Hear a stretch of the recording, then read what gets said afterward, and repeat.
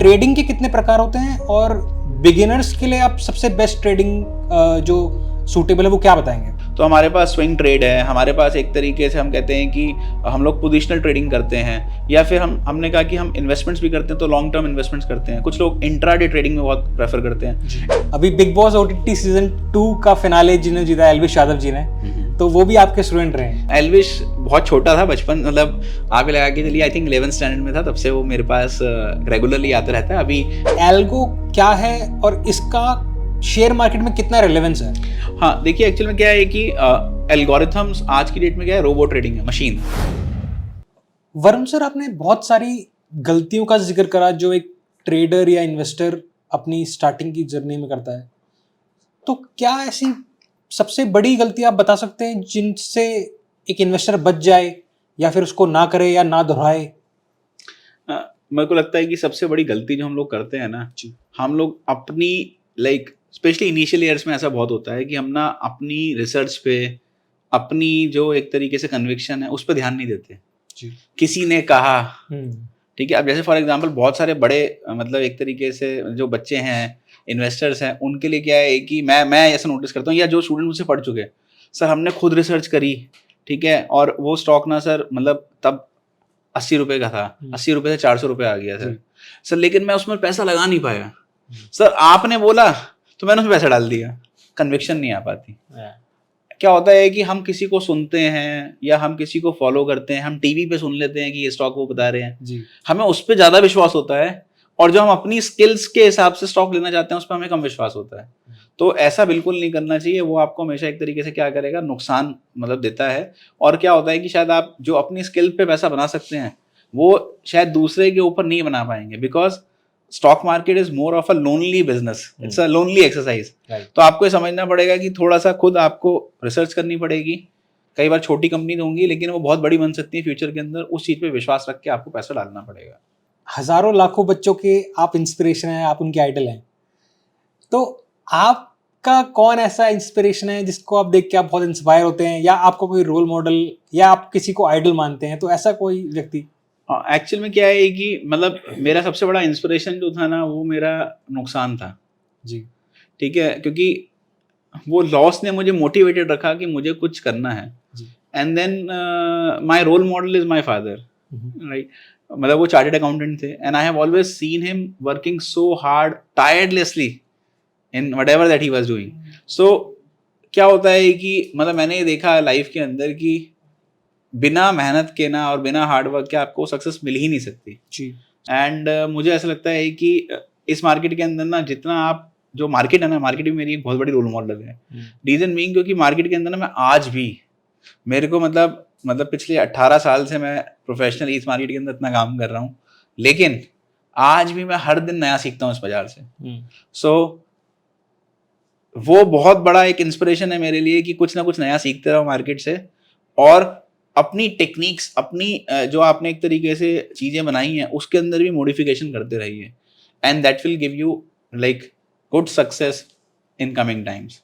Sir एक चीज आपसे और जानना चाहेंगे, जब शेयर मार्केट की बात हो रही है और इसमें स्कैम्स का जिक्र ना हो, हर्षद मेहता का जिक्र ना हो, केतन पारेख का जिक्र ना हो, तो इतने बड़े बड़े स्कैम्स जो भी होते हैं, तो इस पर आप क्या राय रखते हैं? देखिए एक्चुअल में क्या है कि मतलब चाहे वो हम पास्ट में, आपने बात करी हर्षद मेहता की या केतन पारेख की, या और बहुत बड़े बड़े जो स्कैम्स एक तरीके से हम मार्केट के अंदर देखते हैं जी, और आज भी चल रहे हैं, ठीक है। So there are like lot of vagueness which is there जी, even though like we have the watchdog SEBI and everything is there, but क्या होता है कि हमारे को ये समझना है कि this is something which will go on, ठीक है। आप समझो मतलब एक स्कैम हुआ, उसके बाद कई नए स्कैम्स आएंगे, वो होते रहेंगे। आपको जो समझना है और आपको बचना कैसे है जी। देखिए मतलब आज हम ये सोचते हैं कि ये स्कैम हो गया, अगली बार क्या पता कुछ नया स्कैम हो जाए, और क्या होने वाला है और कोई क्या कर दे वो भी हमें नहीं मालूम। सो जैसे मैंने आपको बोला ना, उससे बचने का सिर्फ एक तरीका है, और वो तरीका बार बार शायद रेपिटेटिवली मेरी मतलब उसमें लगेगा, दैट इज पोर्टफोलियो डाइवर्सिफिकेशन। सारे एग्स एक बास्केट में डाल देंगे तो दिक्कत होगी ही होगी। छोटा छोटा करके डालते रहिए और कोशिश करिए कि इस तरीके के स्कैम्स में आप मतलब ना जाएं या फिर एक तरीके से ना पढ़ें। One more thing that you should always like अपनी तरफ से जितना आप केयरफुल हो सकें उतनी आप एक तरीके से ड्यू डिलिजेंस कर लीजिए, केयरफुल हो जाइए। But to be very honest, मतलब मैं आपको बताऊं, बहुत अलग अलग तरीके से कुछ ना कुछ छोटे कुछ बड़े इस तरीके के scams are part and parcel of this market and ये होते रहेंगे।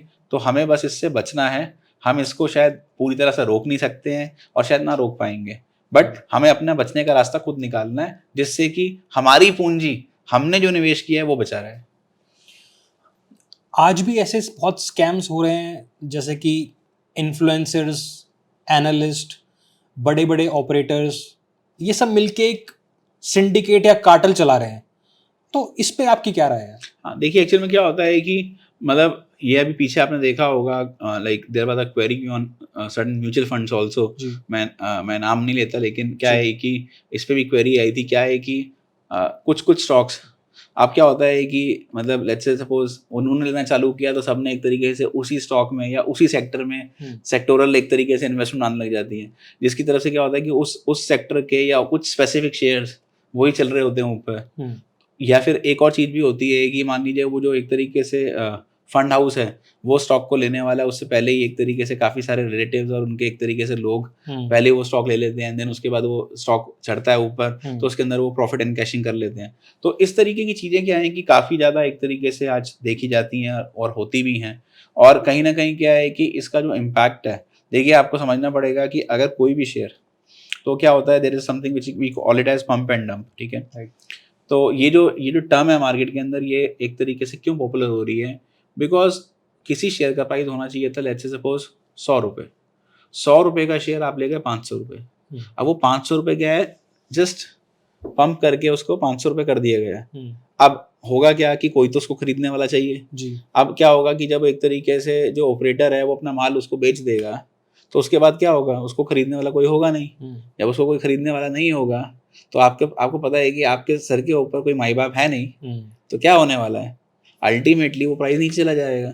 तो हमारे को ये बात समझनी है, हमारे को ये चीज़ देखनी है कि अल्टीमेटली जो स्टॉक्स हैं हमारे, उसके अंदर क्या क्वालिटी है, उनका एम कैप क्या है और उनकी मैनेजमेंट की इंटीग्रिटी कितनी है। बट उसके बावजूद भी आप देखिए, लाइक आई एम श्योर आप सब लोगों ने कंपनी का नाम सुना होगा, सत्यम जी, ठीक है। सो बी रामालिंगा राजू, इतना फेमस लाइक नेम, नास्डैक पे लिस्टेड कंपनी थी, first listed company on Nasdaq, और उसके बाद भी ऐसा हो गया।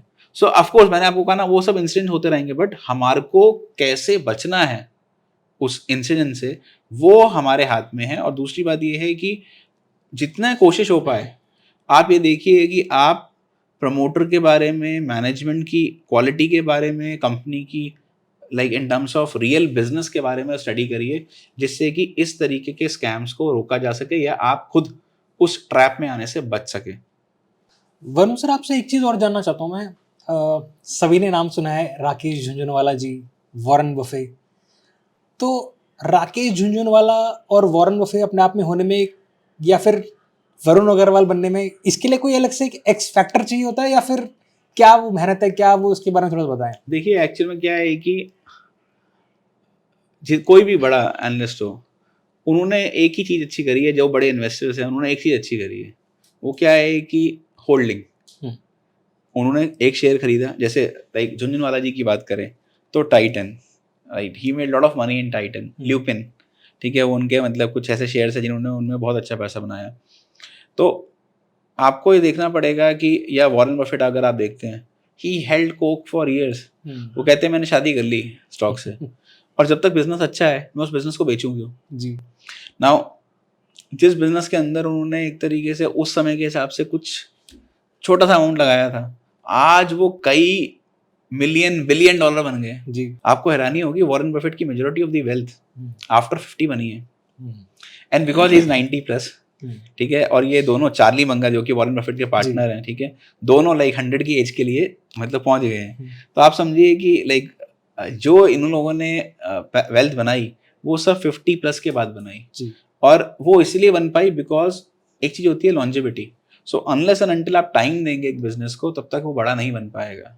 तो एक समय में आप जैसे आप आज हम बात करते हैं शायद हल्दीराम सबको पता है जी या सर्फ एज अ ब्रांड सबको मालूम है, नेस्ले की मैगी सबको पता है, जी लेकिन वो पता होने के साथ साथ वो बिजनेस तो कर रही है, बस उसमें लेके रखना है।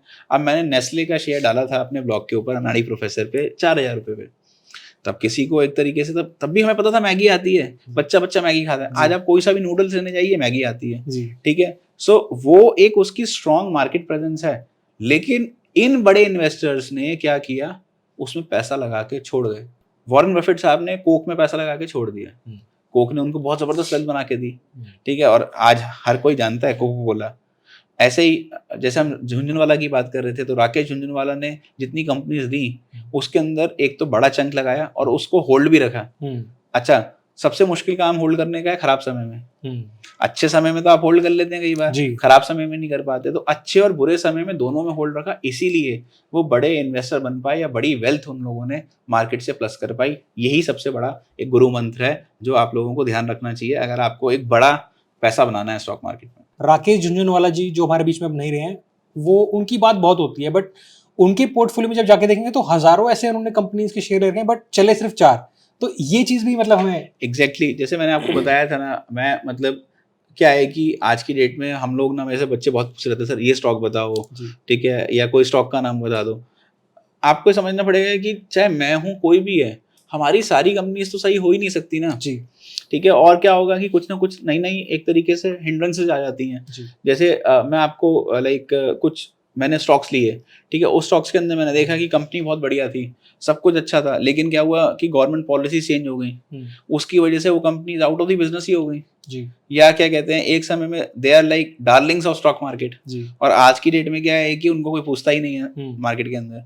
That has happened because of the business environment that has changed, government policies, technological development. अब देखिए ना, काफी सारी कंपनीज जो टेक्नोलॉजी में पीछे रह गई वो पीछे रह ही गई। एक समय में हम लोग बात करते थे, आप सब लोग, हम लोगों ने एक तरीके से एक चीज देखी है कि जो हम लोग पहले वो पुराने कैमरे आते थे, कोडक की क्लिक करते थे, फोटोग्राफ निकलवाते थे। आज की डेट में कितने लोग एल्बम बनवाते हैं, कितने लोग फोटोग्राफ निकलवाते हैं, किसी के पास नहीं होती, ठीक है, बहुत ही कम हो गया, खत्म हो गया। और कितने लोगों के पास वो कैमरेज हैं। आज हम लोग भी ये काम कर रहे हैं, शूटिंग कर रहे हैं, देख रहे हैं, ये सब चीजें मतलब बात करते हैं किस पे, सब डिजिटलाइजेशन हो गई। तो आपको बस ये समझना है कि आप अपने पोर्टफोलियो में जो 20 कंपनीज देंगे उसमें से 5, 7, 10 भी क्या पता ना चले, लेकिन जो बाकी 10 है वो इतना सब्सटेंशियल रिटर्न आपको दे जाएंगी।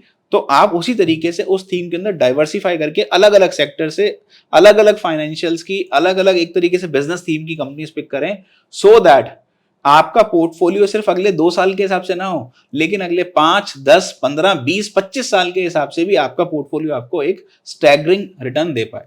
वरुण सर, आपसे एक चीज और इसमें जाननी थी कि एस्ट्रोलॉजी या फिर वास्तु या फिर आप कह लीजिए ज्योतिष विज्ञान, इसका बहुत महत्व मानते हैं लोग स्टॉक मार्केट में या फिर शेयर मार्केट में, अमावस पूर्णिमा, तो इसका क्या कितना रिलेवेंस है, वो आप उसके बारे में बताएं। देखिए, इसका इम्पोर्टेंस इतना ज़्यादा है कि आज की डेट में सम ऑफ दी बेस्ट और best charting websites, for example like मैं अपनी ट्रेडिंग टर्मिनल के ऊपर आज मोटे वेव यूज़ करता हूँ। मोटे वेव के अंदर मून फेजेस आते हैं और उसके अंदर एक तरीके से क्या होता है कि जो मून फेजेस हैं उसके हिसाब से मार्केट के अंदर एस्ट्रोलॉजिकल लेवल्स आते हैं। उसके अंदर ना देयर इज अनदर इंडिकेटर है। आप सोचिए कि हम लोग कहते हैं कि वो किसी पंडित जी से पूछ लिया, किसी एक तरीके से मतलब फेमस एस्ट्रोलॉजर से पूछ लिया, लेकिन आपके सॉफ्टवेयर्स के अंदर मेरे पे इंडिकेटर का नाम है एस्ट्रोलॉजिकल प्लैनेट्स। वो मैं एस्ट्रोलॉजिकल प्लैनेट्स अपने चार्ट पे लगाता हूँ। उस चार्ट पे लगाने से मुझे पता चल जाता है कि यहाँ से, अब मैं निफ्टी का चार्ट देखता हूँ मान लो, या किसी भी स्टॉक का देखता हूँ कि यहाँ से निफ्टी चढ़ेगी या गिरेगी, और इतने सक्सेसफुल है उसमें सब कुछ आ जाता है प्लेनेट। और मैं आपको बताऊं, मुझे कोई एस्ट्रोलॉजी नहीं आती जी। मुझे ये भी समझ में नहीं आता कि ये मरकरी आने से, वीनस आने से, यहाँ ये सब से क्या फर्क पड़ता है, लेकिन वो चार्ट पे ऑटोमेटिकली मैं इंडिकेटर लगाता हूँ। उस इंडिकेटर लगाने से मुझे पता चल जाता है कि अच्छा ये अभी मरकरी में एंट्री हो रही है। तो अब थोड़ा बहुत आप जब इंटरेस्ट बनाते हैं तो समझा भी, तो देखा कि ये मरकरी में एंट्री हो रही है अभी मार्केट की, तो यहाँ से मार्केट चढ़ने वाली है। तो उसके पास्ट हमने हिस्ट्री स्टडी कर करके अलग अलग प्लैनेट्स का देखा कि अच्छा क्या इंपैक्ट आता है। एंड टू माय सरप्राइज मैं हैरान था कि एस्ट्रोलॉजी भी इतना अच्छा काम करती है। अच्छा, और क्या हुआ, इस प्रोफेशन के अंदर मैंने इतने साल दिए तो मेरे से काफी सारे लोग जुड़े जी। तो मेरे कुछ इन्वेस्टर्स ऐसे हैं जो कि सिर्फ और सिर्फ एस्ट्रोलॉजी पे काम करते हैं। अब वो कहते हैं कि एस्ट्रोलॉजी के हिसाब से हमें लग रहा है सर बस आप पैसा लगा दो, कोई दिक्कत नहीं है। और to my surprise they make so much of money, उनका रिटर्न 40-50% साल का वो आराम से बना लेते हैं, और उनको और कुछ नहीं आता, सिर्फ एक विद्या आती है एस्ट्रोलॉजी। एस्ट्रोलॉजी के हिसाब से कहते हैं सर हमें लग रहा है कि ये सेक्टर, ये कंपनी के शेयर अच्छे होंगे, या वो मुझसे पूछते हैं सर हमारे हिसाब से अब एक तरीके से मेटल चलने वाले हैं, तो मेटल के अंदर आप बस ये बताओ कौन सी कंपनी अच्छी है, हम उसमें पैसा लगाएंगे, और वो उसमें पैसा डाल देते हैं। फिर कुछ लोग पूछते हैं कि नहीं सर अभी इस समय में ना मेटल नहीं चलेंगे, शायद कंज्यूमर ड्यूरेबल्स वाले स्टॉक्स चलने वाले, तो उसके अंदर बता दीजिए। तो एस्ट्रोलॉजी डेफिनेटली काम करती है, because what I have observed, because मैं ज्यादा तो एस्ट्रोलॉजी के बारे में नहीं जानता, लेकिन मैंने देखा कि ये भी एक साइंस है, and people are able to successfully execute that very well in stock market. तो जिनको उस विद्या का ज्ञान है, और मैंने देखा है कि वो उस विद्या से भी एस्ट्रोलॉजिकली अच्छा काम स्टॉक मार्केट में कर पा रहे हैं, and they are able to generate returns. But बिना ज्ञान के शायद आप ना कर पाए, तो अगर आप वो जानते हैं तो आई थिंक डेफिनेटली उन लोगों को एस्ट्रोलॉजी हेल्प कर सकती है अच्छे रिटर्न्स बनाने में। तो वरुण जी, आपसे अब हम कुछ टिप्स, कुछ बेस्ट प्रैक्टिसेस, या फिर कुछ आपकी पुरानी सीख जो भी आपने अभी तक सीखी है, जो भी न्यू बिगिनर्स हैं, जो हमारे व्यूअर्स हैं, जो हमारे दर्शक हैं, उनके लिए कुछ आप नई टिप्स ऐसे या फिर कोई बुक रिकमेंड करना चाहते हैं तो प्लीज। जैसे मैंने बोला कि जो बिगनर्स हैं, ठीक है, वो उनको एक किताब जरूर पढ़नी चाहिए बेंजामिन ग्राहम की। He is regarded as the father of value investing. Benjamin Graham, Warren Buffett साहब, he is a living legend, ठीक है, अब 100 की एज के पास पहुंच रहे हैं, तो इतने बड़े लेजेंड के गुरु हैं, और उनकी किताब आती है द इंटेलिजेंट इन्वेस्टर, बहुत ही बढ़िया किताब है। उस किताब की एक लाइन में जरूर कोट करना चाहूँगा सारे जितने भी एक तरीके से लिसनर्स हैं। वो कहते हैं कि हम लोगों को ना स्टॉक्स खरीदने चाहिए जैसे ना लेडीज सब्जी खरीदती हैं। जैसे मैं कभी एक तरीके से अपनी मदर के साथ जब भी गया बचपन में, या फिर अपनी वाइफ के साथ जाता हूँ, तो कहते हैं भैया एक काम करो, इसमें ना सब्जी लेने के बाद 2 रुपए कम कर लो, इसमें 10 रुपए कम कर लो। अच्छा, वो 10 रुपए कम भी हो जाते हैं, फिर उसके बाद क्या होता है कि वो कहते हैं इसमें एक नींबू भी डाल दो, थोड़ी मिर्ची भी डाल दो, और धनिया भी डाल दो, ठीक है। तो वो एक बहुत बड़ी एक तरीके से खासियत है कि वो डिस्काउंट पे चीजें ले लेते हैं, ठीक है। अच्छा, हम लोग जाएंगे तो हम क्या करेंगे कि अरे आपने तो सब्जी महंगी खरीद ली, आपने तो मतलब चीज शायद आनी थी 40 रुपए की आनी थी, आपने 50 रुपए में खरीद लिया है, ठीक है। तो हम लोग ऐसा नहीं सोचते हैं। तो वो उन्होंने अपनी किताब में समझाया है कि like ladies they buy the grocery, they buy the vegetables and groceries, you should buy stocks in a similar fashion. Discount पे खरीदिए, सस्ते में खरीदिए, but do not buy stocks as they buy the perfumes, as they buy the like all the cosmetic stuff, because ladies जब cosmetic का सामान खरीदने जाती है ना, मेकअप श्रृंगार, तब वो बिल्कुल नहीं सोचती अरे तब तो कोई बात नहीं, पैसे लग जाए तो कोई परेशानी नहीं है, तब वहां पे उनका मतलब एक तरीके से खर्चा अलग तरीके से होता है। बट जब भी सब्जी खरीदने जाती हैं, ग्रोसरीज खरीदने जाती हैं, तब वो बिल्कुल एक एक रुपए की बचत रखती हैं। तो ऐसे ही शेयर्स आपको खरीदने चाहिए। मैंने बहुत मैनेजमेंट किताब पढ़ाई है, मतलब I think over 30,000 MBA students पढ़ा दिए होंगे, और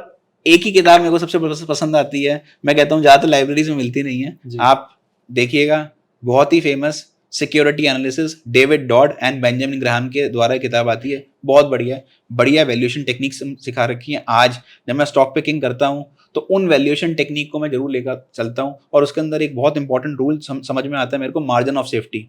जितना सस्ता मिल जाए उतना अच्छा, और एक्चुअल में कुछ ऐसे पैरामीटर जैसे कैश बार्गेन अप्रोच है, हिडन डिविडेंड अप्रोच है, शेयर रीपर्चेज अप्रोचेज हैं, तो वो सारी अप्रोचेज उन बुक्स के अंदर बताई गई हैं। तो बिगनर्स को, जितने भी एक तरीके से वैल्यू इन्वेस्टिंग के लोग सीखना चाहते हैं, आई थिंक उनके लिए ये किताब बहुत ही ज्यादा मतलब अच्छा रोल प्ले कर सकती है, अगर आप अपने कैरियर में आगे बढ़ना चाहते हैं। तो एक सवाल मैं आपसे और पूछना चाहता हूँ, और सवाल नहीं है तो मतलब जनरल में एक चीज़ पूछना चाहता हूँ कि आप 18 घंटे काम करते हैं और इतनी सारे स्टूडेंट्स को पढ़ाते हैं, हज़ारों लाखों बच्चे आपके पास पढ़ते हैं, आप खुद एक्टिवली इतना पार्टिसिपेट करते हैं ट्रेडिंग में, तो ज़रूरी है कि बिकॉज ये मेंटल प्रेशर एक बहुत बन जाता है, तो आप अपने स्ट्रेस बस्टर के लिए या फिर मेंटल पीस के लिए क्या करते हैं, या फिर क्या सलाह देंगे? देखिए, मतलब एक चीज़ जो मैंने जब मैंने प्रॉफिट आइडिया बनाया ना, तो मतलब मैं शुरू से मेरा कान्हा जी के प्रति बहुत प्रेम रहा, और मैं ये देखता था कि हम लोग जब स्कूल जाते थे तो हमेशा गुड मॉर्निंग, गुड इवनिंग, इस तरीके का कल्चर हम लोग पढ़ते रहते थे। तो मैंने प्रॉफिट आइडिया के अंदर एक चीज़ मतलब हमेशा इंश्योर करी, शुरू से लेके एक बच्चा मेरे को जानता है, जब भी वो ग्रीट करता है ना, तो वो मुझे गुड मॉर्निंग, गुड इवनिंग नहीं करता। मैं अच्छे कॉलेज में जाता हूँ, शुरू में बच्चे झिझकते हैं, सर मतलब जय श्री कृष्णा कैसे बोलें, तो मैं हमेशा ग्रीटिंग करता हूँ यार जय श्री कृष्णा। फिर वो बोल नहीं पाता ना बच्चा, उसको शर्म आती है, मैं उसको बोलता हूँ जय श्री कृष्णा। अब उसको क्या है कि सर बोल रहे हैं तो फिर उसको तो मेरे को रिप्लाई करना पड़ेगा ना जय श्री कृष्णा के अंदर। तो मैंने वो एक कल्चर बनाया कि शायद उससे मेरा एक स्ट्रेस रिलीव हो। उसके अलावा मतलब मेरी पर्सनल लाइफ के अंदर कुछ मर्जी हो जाए, मैंने अपने कुछ बड़े स्ट्रिक्ट अपने मेरे नियम है कि हाँ मेरे को सुबह लाइक अपनी जो पूजा करनी है वो बहुत इंपॉर्टेंट है। मुझे लगता है कि that has something which has played a very important role, because बहुत स्ट्रेसफुल चीज़ें रहती हैं, शेड्यूल रहता है, कभी कहीं आपको ट्रैवल करना है, कभी कुछ करना है, कभी कुछ करना है, कुछ ना कुछ लगा रहता है। So in spite of that schedule मेरे को ये पता है कि मेरे को जो टाइम एक तरीके से वो देना है, मैं अपना 1 घंटा कोशिश करता हूँ कि कम से कम मिनिमम इतना तो मैं डिवोट करूँ। कई बार ज़्यादा ही हो जाता है, तो मैं इतना डिवोशन एक तरीके से डेली अपनी लाइफ के अंदर देना चाहता हूँ कि yes that keeps me going. And I think वही मेरा एक एनर्जी का इंजन है, जो कि मतलब कहते हैं ना कि मतलब उनकी कृपा से सब काम हो रहा है, तो मतलब करते हैं वो कन्हैया, मेरा नाम हो रहा है। तो एक्चुअल में क्या है कि करने वाले वो भगवान है। हम लोग तो सोचते हैं कि चलो ये हो गया, हमारे माध्यम है, बाकी तो आई थिंक सब कुछ करवाने वाले वो हैं, करने वाले कान्हा जी हैं, ये सब बाकी तो होता रहता है। तो ये आई थिंक मेरे लिए सबसे बड़ा स्ट्रेस रिलीवर है मेरी लाइफ के अंदर। सो ये ही एक मोटिवेटिंग फैक्टर है जो मेरी पर्सनल लाइफ के अंदर और इतनी स्ट्रेसफुल लाइफ के अंदर कहीं ना कहीं मेरे को लाइवली रखता है और फ्रेश रखता है। एक चीज होती है इनसाइडर ट्रेडिंग, बेसिकली ये पहले भी होती थी और आज भी बहुत जोरों शोरों से हो रही है। तो इसके पीछे की मोडस ऑपरेंडी या फिर ये चीज क्या होती है, इसके बारे में थोड़ा हमारे दर्शकों को बताएं। हाँ देखिए, क्या होता है कि insider trading is having some insightful information which is not available in the general market. अब क्या होता है कि मान लीजिए आप किसी कंपनी के ऑडिटर हैं जी, अब उस कंपनी के फाइनेंशियल्स तो रिजल्ट्स तो बाद में पब्लिश होंगे, लेकिन ऑडिटर को पहले पता रहता है। तो कई बार क्या होता है कि वो अपने फैमिली में, अपने फ्रेंड्स में बता देते हैं कि ये फलाना फलाना शेयर जो है इसके रिजल्ट्स इस बार अच्छे आएंगे, तो शायद ये कंपनी का शेयर ऊपर चला जाए। तो या फिर क्या होता है कि कुछ कंपनी की मैनेजमेंट्स को दी, ठीक है, क्या होता है कि अपने शेयर को चलाने के लिए या उनको बढ़ाने के लिए वो क्या करते हैं कि पहले या फिर मतलब सर्कल में जो लोग होते हैं, उनके कुछ खास लोग होते हैं, उनको बता देते हैं कि हाँ ठीक है हमारी कंपनी अच्छा कर रही है या इस कंपनी के प्रॉफिट्स इस बार बहुत अच्छे आएंगे और जब आएंगे तो कंपनी का स्टॉक प्राइस ऊपर जाएगा। तो टेक्निकली क्या होता है कि कोई ऐसी इन्फॉर्मेशन होना जो कि जनरल पब्लिक के पास नहीं है, और अगर आप उस इन्फॉर्मेशन पे ट्रेड करते हैं, that is what we call it as insider trading. So आज की डेट में क्या है कि इनसाइडर ट्रेडिंग अलाउड नहीं है, ठीक है। अगर मान लीजिए कोई इनसाइडर ट्रेडिंग करता है या कोई कंपनी करती है तो दैट्स अ लाइक उसके ऊपर फाइन भी है और पनिशेबल एक्ट है। बट फिर भी उसके बाद भी क्या होता है कि मतलब हम सोचते हैं कि ऐसा ना हो या नहीं हो, लेकिन फिर भी काफ़ी सारी कंपनीज या काफ़ी सारे एक तरीके से लोग जो हैं उसके बाद भी इनसाइडर ट्रेडिंग में इंडल्ज करते हैं। और हुआ है बड़ी बड़ी कंपनीज के साथ भी देखा गया। आपने सुना होगा लाइक जो रजत गुप्ता का केस था सिंगापुर के अंदर, गोल्डमैन सैक्स के बहुत ही फेमस लाइक एनालिस्ट थे। So in spite of all that like क्या होता है कि कुछ ना कुछ क्या होता है कि आपके कॉन्टैक्ट्स आपके सर्कल के थ्रू कई बार इन्फ्लुएंस होती हैं और लोग क्या करते हैं कि इनसाइडर ट्रेडिंग के अंदर इंडल्ज हो जाते हैं। So this is something which is like insider trading, और जितना एक तरीके से आप इससे बच सकें और अवॉइड करें वही एक तरीके से सबसे इम्पॉर्टेंट महत्व है। और कोशिश करिए कि अपने रिसर्च पे करिए। एक और चीज़, कई बार क्या होता है कि लोगों को लगता है कि मतलब हमारे पास कोई इनसाइट आ जाएगी तो हम ज़्यादा पैसा कमा लेंगे। क्या पता वो इनसाइट ना हो, वो आपको ट्रैप करने का कोई तरीका हो। तो उससे बेटर है कि आप बचिए, अपनी रिसर्च पे ही, अपने अपने काम पे, अपनी ड्यू डिलिजेंस के ऊपर, अच्छी कंपनीज पे, स्ट्रॉन्ग फंडामेंटल्स पे ही जाइए, बिकॉज लॉन्गर टर्म के अंदर वही पैसा बनाएगा। आज आपको एक आधी कंपनी में कुछ इनसाइट मिल गई तो भी क्या पता आप कितना कमा लेंगे। और दूसरी बात ये है कि उसके अंदर आपका रिस्क भी बहुत बढ़ जाता है, बिकॉज आप क्या कर रहे हैं, आप अपनी दिमाग पे काम नहीं कर रहे हैं, आप फाइनेंशियल पे काम नहीं कर रहे हैं, आप जस्ट एक तरीके से किसी न्यूज़ पे काम करना चाह रहे हैं which will not help you in the longer term. तो मैंने क्या सीखा है, मैंने सीखा है कि आप हमेशा एक परफेक्ट चीज़ पे काम करिए। इनफैक्ट मैं एक और बात यहाँ पे ऐड करना चाहता हूँ, आपने बात करी है, काफ़ी सारे लोग जो ना ट्रेडिंग अकाउंट खुलवाते हैं, डीमैट में ट्रेडिंग करते हैं, उन लोगों को ये पता ही नहीं होता कि अपने ट्रेडिंग अकाउंट के अंदर ना वो एफडी के बेनिफिट्स ले सकते हैं, उस पर ट्रेड कर सकते हैं। तो जितना आप इन सब चीज़ों में लगाने की बजाय अगर आप सपोज आज अपने लोग क्या करते हैं, बैंक अकाउंट में हम लोग एफडी रखते हैं, एफडी के ऊपर हमें 7-7.5% मिल रहा है, बैंक अकाउंट उससे ज़्यादा नहीं दे सकता। लेकिन आपको हैरानी होगी, आज आपको नेशनल स्टॉक एक्सचेंज, आपको सेबी आपको एक इतना बड़ा हेल्प देती है कि आज आप अपना डीमैट अकाउंट खोलिए, उसके अंदर एफडी करवाइए, जो भी आपने एफडी के ऊपर आपको मार्जिन मिलता है 100% मार्जिन मिलता है, उस मार्जिन के ऊपर आप ट्रेड करिए। तो उससे क्या हुआ कि आपको एफडी का रिटर्न भी आता है और आप जो स्टॉक मार्केट से कमाते हैं वो भी आता है। सो आपको क्या है कि ज़्यादा झमेले में पड़ना ही नहीं है, अपनी लाइफ को सिंपल रखना है और सिंपल तरीकों से ट्रेडिंग करेंगे ना तो आप डेफिनेटली पैसा भी बनाएंगे एंड आपकी जो लाइफ है ना वो एक तरीके से स्मूथ हो जाएगी। तो दर्शकों, ये बहुत ज़रूरी इन्फॉर्मेशन थी, आप ज़रूर इस पे ध्यान दीजिएगा, क्योंकि ये चीज़ अभी तक हमें नहीं पता थी। जैसे कि डीमैट अकाउंट में सर ने बताया कि एफडी के इंटरेस्ट से, मतलब बैंक से ज़्यादा अच्छा हमें उसमें परफॉर्मेंस मिलता है, तो इसको ज़रूर देखिएगा। इससे जुड़ा सवाल मैं और जानना चाहता हूँ कि क्या, बिकॉज आपके पास भी बहुत सारे अच्छे क्लाइंट हैं, बहुत सारी कंपनीज में आप डील करते हैं, तो क्या कभी आपके पास भी ऐसा कोई ऑफर आया है जिसमें आपको ऑफर दिया गया हो कि इनसाइड ट्रेडिंग ऐसा कुछ, या फिर देखिए क्या होता है कि बहुत सारी कंपनीज एक तरीके से क्या होता है कि जब आप मतलब फंड मैनेज कर रहे हो चीज़ें होती हैं तो लोग कहते हैं कि हाँ इस तरीके से मतलब ये स्टॉक अच्छा है सर या ये न्यूज़ है, बट मैंने हमेशा ये देखा कि जब तक मेरा दिमाग, जैसे मैं आपको बताऊं, बहुत सारे लोग, एंड बीइंग अ टीचर, मतलब मैं प्रोफेसर हूं, तो क्या होता है कि बहुत सारे लोग मतलब बच्चे में से पूछते रहते हैं सर हमें कौन सा न्यूज़पेपर पढ़ना चाहिए, कौन सी मैगजीन पढ़नी चाहिए। सी स्टूडेंट लेवल पे आप पढ़िए, अच्छी बात है, बट ऑनेस्टली मैं कोई टीवी नहीं देखता, ठीक है, मैं मतलब किसी न्यूज़ चैनल को नहीं देखता हूँ। आप देखेंगे मतलब आप मुझे जानते ही हैं कि मेरे पास कभी कोई न्यूज़ वगैरह कुछ नहीं चलती। आप किसी भी से भी पूछ लीजिए, मैं न्यूज़ वगैरह नहीं देखता, मैं न्यूज़पेपर नहीं पढ़ता, ठीक है। ऑफ कोर्स आपको मार्केट का पता होना चाहिए, जो मेजर चीज़ें हो रही हैं, कोई कंपनी किसको एक्वायर कर रही है या कुछ एक तरीके से न्यूज़ है, वो आपको ध्यान रहना चाहिए। अदर देन दैट आपको किसी चीज़ की रिक्वायरमेंट नहीं है। एक्चुअल में आपको सोलली कंपनी की एनुअल रिपोर्ट पढ़नी है, उसके फाइनेंशियल्स को चेक करना है और अपनी एक तरीके से प्रॉपर रिसर्च करके अगर आपको कंपनी समझ में आती है तो मैं उसमें पैसा डालूंगा।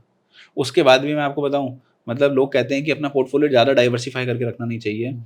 मेरी एक ख़राब आदत है, कितने लोगों को शायद वो मेरे से इस बारे में ना जाए, because many research they say that you should not keep more than 20 stocks in your portfolio, but मेरी खराब आदत की वजह से मेरे पोर्टफोलियो के अंदर कई बार 40-50 स्टॉक रहते हैं। लेकिन क्यों, मेरे को लगता है कि यार एक कंपनी में ना 1.5-2%, 3% ज़्यादा एलोकेशन नहीं करना, क्योंकि हमें नहीं पता ना कि हम कब गलत हो जाएं।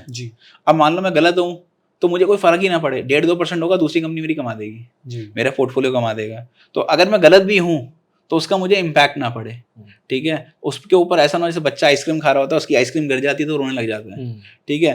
तो एक्चुअल में मैं भी ऐसे चाहता हूँ कि अगर मेरी एक कंपनी नहीं भी चले, डूब भी जाए, तो मुझे फर्क ही ना पड़े उस बात से। तो क्या है कि मेरी आइसक्रीम गिरे ना, मैं वो आइसक्रीम हमेशा खाता रहूं। That is something which I feel कि बड़ा इंपॉर्टेंट है। तो मैं क्या करता हूँ, इसलिए रेदर देन 15-20 कंपनी, मैं कई बार अपनी कोशिश रहती है कि ठीक है ज्यादा स्टॉक ले लो कोई बात नहीं, 50 कंपनी हो जाएंगी ना पोर्टफोलियो में, लेकिन वो धीरे धीरे करके उनको बढ़ने दो और उनको रखे रखो, तो वो आपको तब भी अच्छा रिटर्न दे जाती हैं। और क्या होता है, जब आपको नुकसान होता है तो नुकसान आपका छोटा सा रह जाता है, जो आपको महसूस नहीं होता। एक ब्लूमबर्ग टर्मिनल नाम की एक चीज़ है जिसको बहुत सारी कंपनी यूज़ करती हैं, और ये बहुत आसानी से उपलब्ध नहीं हो पाता है, मिल नहीं पाता है लोगों को। इसके बहुत यूज भी होते हैं और मिसयूज भी होते हैं, तो उसके बारे में थोड़ा बताएं। देखिए क्या होता है कि जो ब्लूमबर्ग टर्मिनल है, बीटी मतलब एक तरीके से काफ़ी फेमस है, बिकॉज एक तो पहली बात है कि everybody can not afford the terminal, because जो ब्लूमबर्ग का टर्मिनल आता है वो काफ़ी एक्सपेंसिव आता है। लगभग अगर आप सपोज लेने जाएंगे ऑफिशियल टर्मिनल तो 25-25 लाख रुपए का टर्मिनल है। अब उस टर्मिनल के अंदर why do like brokers prefer, तो वो हाई एंड ब्रोकर्स के पास या जितने इन्वेस्टमेंट बैंकर्स हैं, मर्चेंट बैंकर्स हैं, उनके पास इस टर्मिनल होते हैं। नॉर्मली क्या होता है कि they give you the information advance. जैसे आप सपोज मान लीजिए एक आम आदमी है, उसको कैसे पता चलेगा कंपनी का रिजल्ट आ गया? या तो वो देखेगा चलो मनी कंट्रोल पे आ गया, या फिर किसी फाइनेंशियल वेबसाइट पे जाएगा तब आ गया, कंपनी की वेबसाइट पे जाएगा तब आ गया, या फिर एक तरीके से टेलीविजन देख रहा है, उसने ईटी नाउ देखा, CNBC देख रहा, कुछ भी है, तो उसके ऊपर उसको दिख गया कि अच्छा ये कंपनी का रिजल्ट आ गया टेलीविजन चैनल के ऊपर। बट अगर आप सपोज मान लीजिए उन चीज़ों को एक्सेस नहीं कर रहे, और या वहां पर भी जब तक जाता है तो कहीं तो पहले पब्लिश होता होगा ना, उनके एनालिस्ट जितने भी रिपोर्टर्स होते हैं, जर्नलिस्ट होते हैं, ठीक है, वो पहले क्या करते हैं, उसको एनालाइज करते हैं, फिर वो टीवी पे थ्रो होता है। जब तक वो टीवी पे थ्रो होता है, उससे पहले मेरे से कई बार लोगों ने ये सवाल पूछा है, और ये सवाल क्या होता है कि सर कंपनी का रिजल्ट इतना बढ़िया आया लेकिन शेयर प्राइस गिर गया। क्योंकि एक्चुअल में क्या होता है कि जो चढ़ना होता है ना वो पहले चढ़ चुका होता है। कंपनी का रिजल्ट बढ़िया आया, जब तक टीवी पे आया तब तक तो एक्चुअल में वो टर्मिनल पे तो रिफ्लेक्ट कर गया था ना। तो ब्लूमबर्ग का टर्मिनल आपको इंस्टेंट इन्फॉर्मेशन देता है, और वो जैसे ही इन्फॉर्मेशन आपके पास आती है तो लोग उस इन्फॉर्मेशन के हिसाब से क्या करते हैं, एक्ट करते हैं। अब जब तक वो टेलीविजन पे आती है या किसी सोशल मीडिया पे आती है, तो जब तक वो आपके पास पहुंचती है व्हाट्सएप पे, ट्विटर के थ्रू या फिर किसी भी सोशल मीडिया प्लेटफॉर्म के थ्रू, उससे पहले ही वो इन्फॉर्मेशन ब्लूमबर्ग के टर्मिनल पे आ चुकी होती है और लोग उसका एक तरीके से यूटिलाइजेशन कर चुके होते हैं। तो आप देखते हैं कि मतलब रिजल्ट जब तक टीवी पे आ रहा होता है उससे पहले शेयर 5% चढ़ा होता है, टीवी पे जब तक आता है तब तक तो माल ऑफलोड भी कर चुके होते हैं लोग और वो शेयर गिर जाता है। तो technically that is a difference जो कि हमेशा एक तरीके से मतलब रोल प्ले करता है। और इसीलिए जो लाइक जिन ब्रोकर्स के पास कैपेसिटी है या जो ट्रेडर्स एक तरीके से बड़े ट्रेडर्स हैं, वो ब्लूमबर्ग का टर्मिनल प्रेफर करते हैं।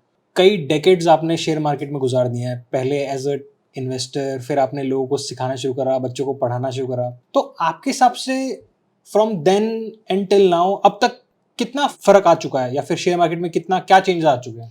देखिए बहुत फर्क आया है। मैं आपको बताऊं कि लाइक शायद जिस तरीके से जिस सिचुएशन में मैं गया और जिस सिचुएशन में मैं बाहर आया, उसके अंदर एक बहुत बड़ा रोल आया है लीवरेज का। पहले क्या होता था इंडियन मार्केट के अंदर ना, अगर आपके पास 1 लाख रुपए है तो आप आराम से 1 करोड़ रुपए का काम तो ऐसे ही हो जाता था, मतलब कोई भी ब्रोकर करा देता था।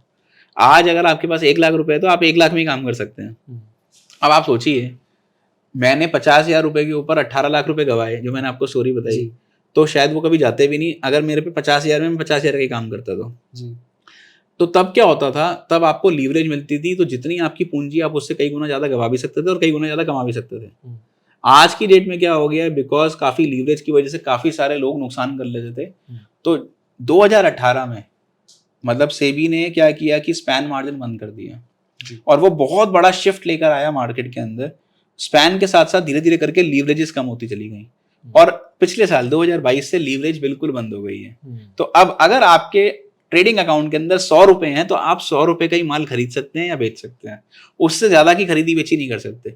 लेकिन पहले आप 100 रुपए में आप सोचिए कि आप 1 लाख रुपए तक का भी काम कर सकते थे, तो कितनी बड़ी बात थी जी। तो आप गवाते भी थे और कमाते भी थे। अच्छा, उसमें ना सिर्फ ऐसा नहीं था कि जो एक इंडिविजुअल ट्रेड कर रहा है सिर्फ वही गवाएगा, उसके चक्कर में ब्रोकर भी बर्बाद हो जाते थे। किसी ट्रेडर ने क्या हुआ कि 1,000 रुपए डाले, 1,000 रुपए के ऊपर 1 लाख या 5 लाख का काम कर लिया और 5 लाख के ऊपर उसको 1 लाख का लॉस हो गया।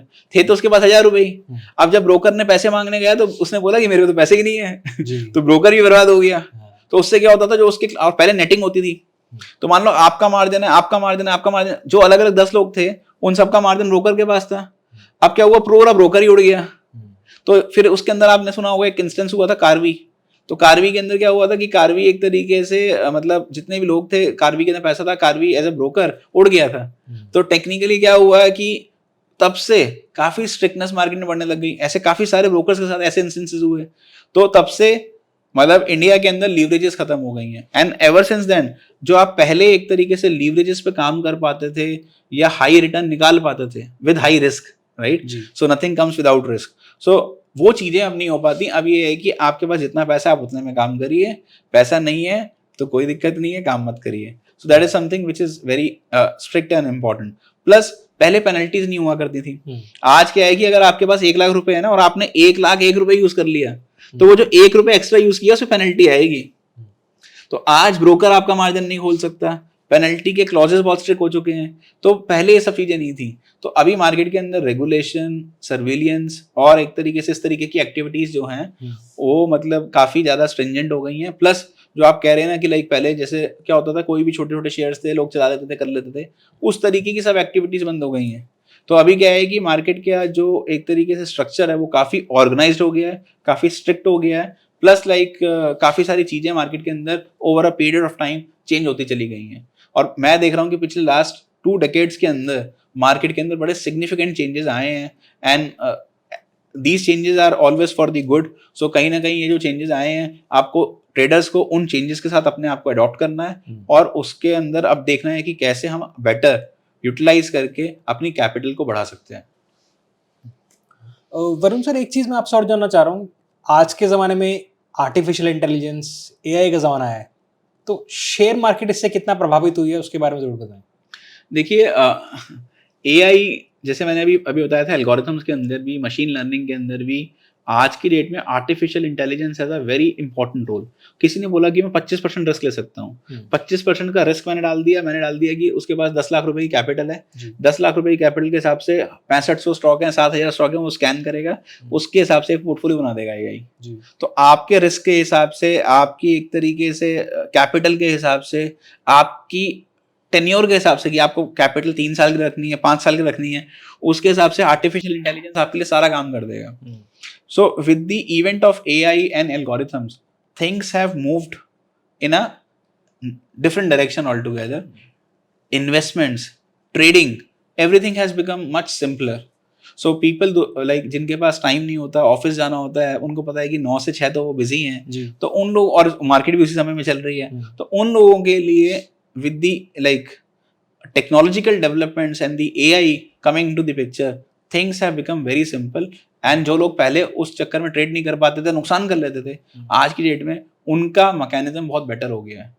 तो वो एक तरीके से एक प्लस पॉइंट आ गया है जो कि आर्टिफिशियल इंटेलिजेंस के आने से हुआ है। कहते हैं ना कि हर चीज़ के फायदे नुकसान होते हैं, तो नुकसान क्या है कि कई बार ना आप जो कंपनी, ये देखिए वो सिर्फ नंबर पड़ेगी जी, लेकिन मैनेजमेंट क्वालिटी मतलब वो देखेगी, लेकिन एक एक्सटेंट तक आपको पता होता है कि जब आप किसी कंपनी के बारे में खुद ड्यू डिलिजेंस कर रहे हैं, देख रहे हैं, तो वो आपको ज़्यादा अच्छा आइडिया देता है in comparison to artificial intelligence. Plus artificial intelligence एक सेट कोड पे पड़ती है, ये नंबर से ये चीज़ है।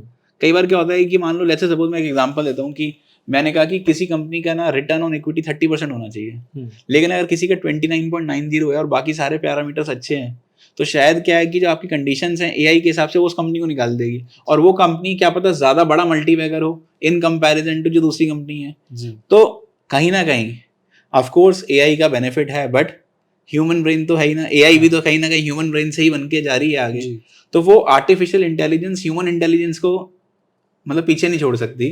तो ह्यूमन इंटेलिजेंस का एक अपना रोल है, और जो एक तरीके से अब क्या होता है आर्टिफिशियल इंटेलिजेंस के हिसाब से कई बार उनको लगता है कि शायद ये कंपनी अच्छा नहीं करेगी, एक क्वार्टर खराब आ गया, उसने कंपनी पोर्टफोलियो से बाहर निकाल दी, लेकिन एक्चुअली में आप उस कंपनी के बिजनेस को समझते हैं, आपको लगता है कि नहीं लॉन्ग टर्म के लिए कंपनी अच्छी है और ये आगे ही परफॉर्म करेगी, तो वो एक ह्यूमन कॉल है, एक डिस्क्रिप्शन है, और आप उस बिजनेस से जुड़ा रहना चाहते हो, तो वो मल्टी अगर आपके लिए बन गई, नहीं तो आप उससे पहले ही काट के बाहर निकल जाते।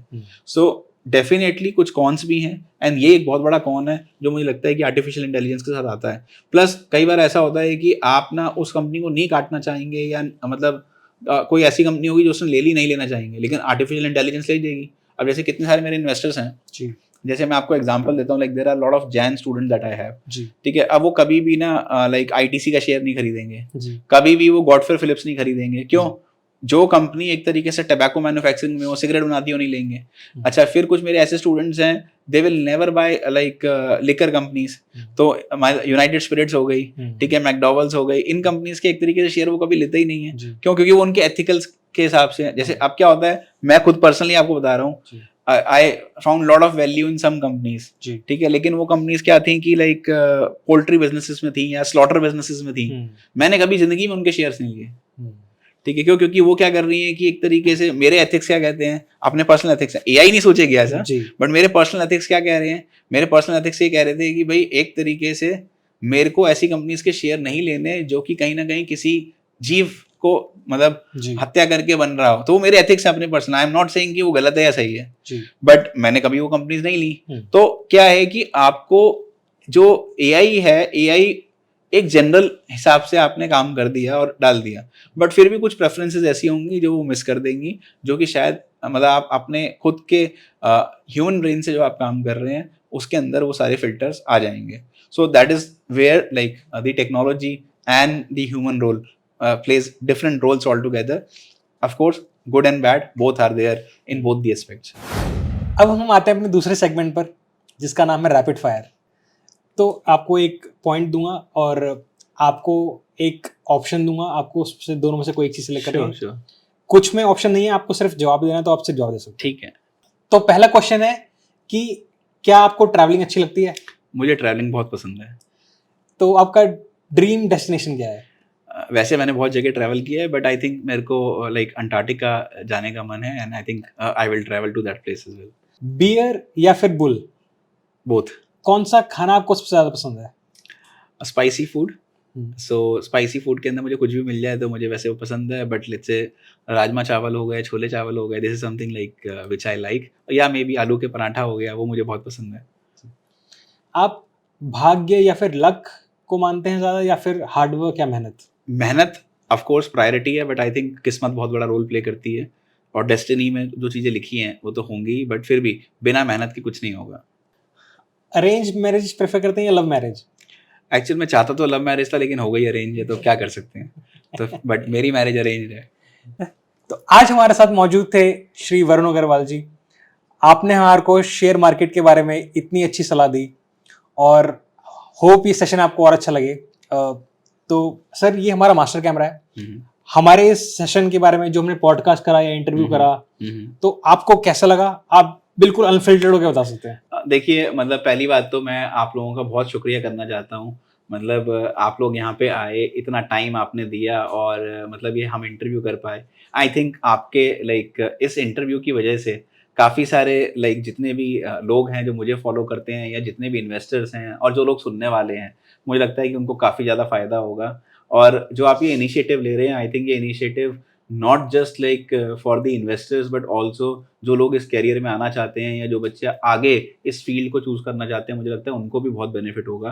तो मैं आपके चैनल को, जो ट्यूब टॉकर्स आपका ये चैनल है, इसको बहुत बहुत धन्यवाद देना चाहता हूँ, और आपकी एंटायर टीम को जो इसके पीछे इतना बड़ा इनिशिएटिव ले रही है, मैं उसको भी बहुत ज़्यादा धन्यवाद देना चाहता हूँ कि आप इस इनिशिएटिव को आगे कंटिन्यू करिए, जिससे कि ज़्यादा से ज़्यादा लोग इससे बेनिफिट ले पाएँ। Thank you. तो आज आपने अपने कीमती समय से हमें इतना सारा समय निकाल के, और आप हमारे साथ आए और आप हमारे साथ जुड़े, इसके लिए आपका तहे दिल से धन्यवाद है। और वरुण जी, हम कोशिश करें कि आगे भी समय दर समय पे आपसे मिलते रहें, और जितना अच्छा जो आप हमें इसके बारे में और बता, बिकॉज डेवलपमेंट हमेशा होती रहेगी शेयर मार्केट में, तो वो हम आपसे ज़रूर जानते रहेंगे उसके बारे में। बहुत बहुत धन्यवाद आपका, एंड जय Shri Krishna. Thank you so much कि आप लोगों ने मतलब मेरे को इस शो पे बुलाया, और मैं इस शो के अंदर कुछ कंट्रीब्यूट कर पाया। जय श्री कृष्णा। Thank you.